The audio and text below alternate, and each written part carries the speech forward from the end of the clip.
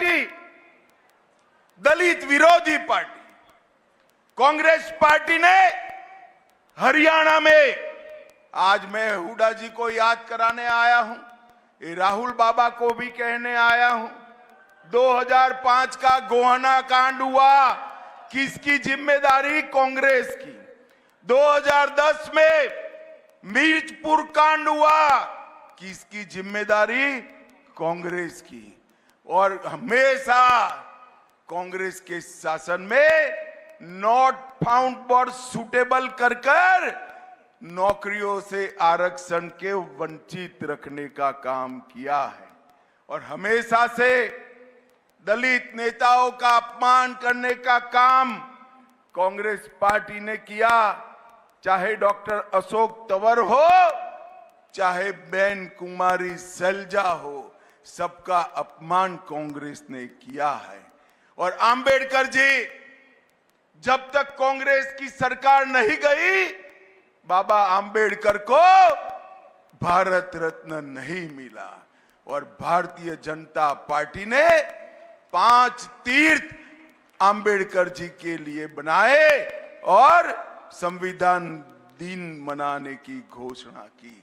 अभी अभी राहुल गांधी अमेरिका में बोले हैं कि विकास हो जाने के बाद आरक्षण की जरूरत नहीं है, विकास होने के बाद हम आरक्षण हटा लेंगे। भाई हमारा हरियाणा तो पूरा विकसित है। आरक्षण चाहिए या नहीं चाहिए? जरा जोर से बोलो, चाहिए या नहीं चाहिए?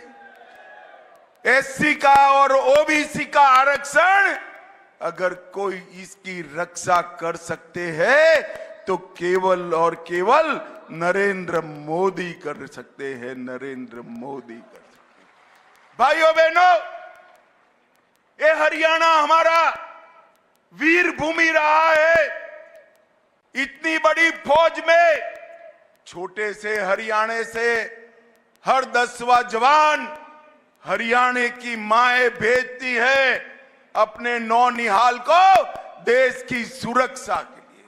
और हम देश भर के लोग हरियाणा की मातृशक्ति को हमेशा प्रणाम करते हैं, जो देश की सुरक्षा के लिए अपने नौनिहालों को भेजते हैं। भाइयों बहनों, 40 साल से मैं मोदी जी के साथ आया था 14 में रेवाड़ी में। 40 साल से जवान मांगते थे कि 1 रैंक 1 पेंशन होना चाहिए, मगर कांग्रेस के माथे पर जू नहीं रहती थी। आपने मोदी जी को प्रधानमंत्री बनाया 2014 में और 15 में मोदी जी ने 1 रैंक 1 पेंशन कर जवानों का सम्मान करने का काम। और आज इसका तीसरा संस्करण लागू हो चुका है। 3 बार 1 रैंक 1 पेंशन में बढ़ोतरी करने का काम मोदी जी ने किया है। भाइयों बहनों, बड़ी चिंता की बात है, हथीन से लेकर थानेसर और पलवल में कांग्रेस की रैलियां होती हैं, पाकिस्तान जिंदाबाद के नारे लगते हैं। मैं तो टीवी पर देखकर बड़ा चिंतित हूं और राहुल गांधी रोकते भी नहीं। मुझे बताओ भाइयों बहनों, जो पार्टी की सभाओं में पाकिस्तान जिंदाबाद के नारे लगे, हरियाणा इसके साथ रह सकता है क्या? जोर से बोलो, रह सकता है क्या?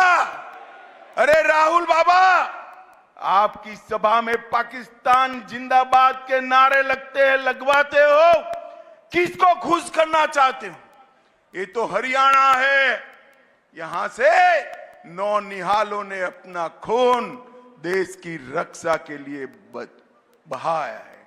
भाइयों बहनों, ये राहुल गांधी नेशनल कॉन्फ्रेंस के साथ जाकर कश्मीर में कहते हैं हम धारा 370 को वापस लाएंगे, हम सारे आतंकवादियों को छोड़ देंगे।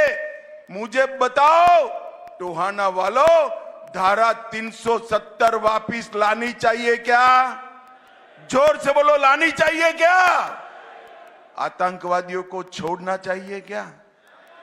अरे राहुल बाबा, आप तो क्या, आपकी तीसरी पीढ़ी भी आ जाए, धारा 370 वापिस नहीं आए। ये इतिहास बन चुका है। आपके समय में, आपके नाना के समय में धारा 370 ने कश्मीर पर सवालिया निशान लगाया था।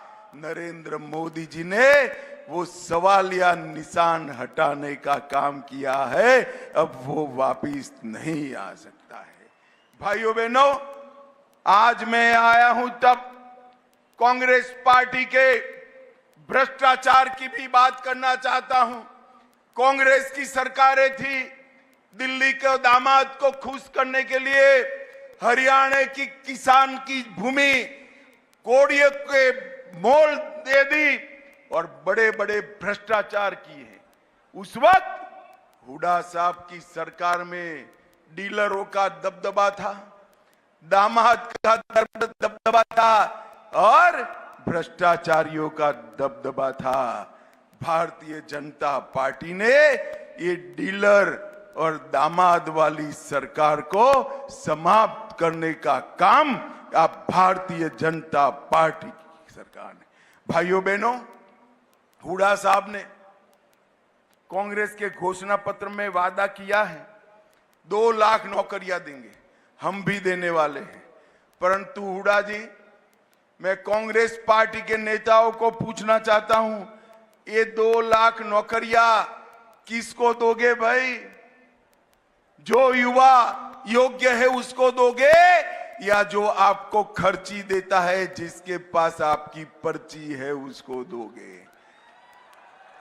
भाइयों बहनों, कांग्रेस को जिताने का मतलब है युवाओं के पास से 20 लाख, 25 लाख, 30 लाख नौकरी के बारे में भ्रष्टाचार करना। और भाजपा को जिताने का मतलब है डाकियों को सगुन का 100 रुपया दो, आपका अपॉइंटमेंट लेटर आपके घर पर आ जाएगा, डाकिया दे जाएगा।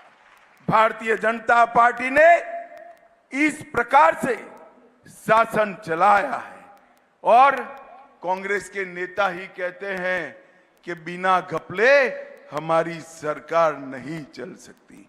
भाइयों बहनों,